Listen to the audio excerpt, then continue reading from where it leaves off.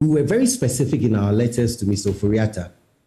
We described him as a suspect in our investigation. The OSP does investigation silently.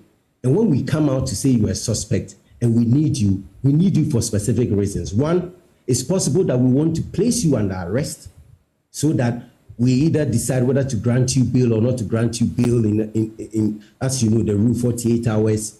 We need to take your investigation caution statement. We need to take your fingerprints. There are some documents we need to do. We may be able to want to do an emergency search at some places based on what we know. And this can only be done with the person, not his lawyers, unless the lawyers are saying that they are part of those who allegedly committed the crime. And so we pointed it out to them. Then they go back and now realize that they need to now attach a letter from a doctor. So then they attach a letter from a doctor, and the doctor just tells us that, well, I'm attending to this person, he will do this, he will do that, there will be possible surgery, blah, blah. We get it.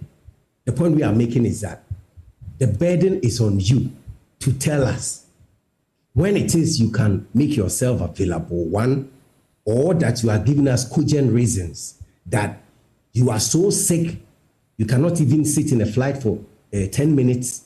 Where you are not moving from one place to the other, having engagements, and that we have to hold on. If you're able to give us such a reason, we are reasonable people. Law enforcement people are. But obviously from the correspondence, you didn't ask for that. They brought you evidence to show that he is unwell and is undergoing treatment. You simply choose not to believe the facts of that correspondence, and you call it purported medical letter. Yes, and you can let your viewers see their letter because they put it out there. Remember, OSP doesn't put out such correspondence. They did. Now, if you read it, it's a letter from a doctor. It's not a medical report. And it's not about whether we believe or disbelieve. The burden is not on us to show, to now come to you and show and ask you why you can't fly, why you cannot do this. Remember, you have first said your lawyers should come.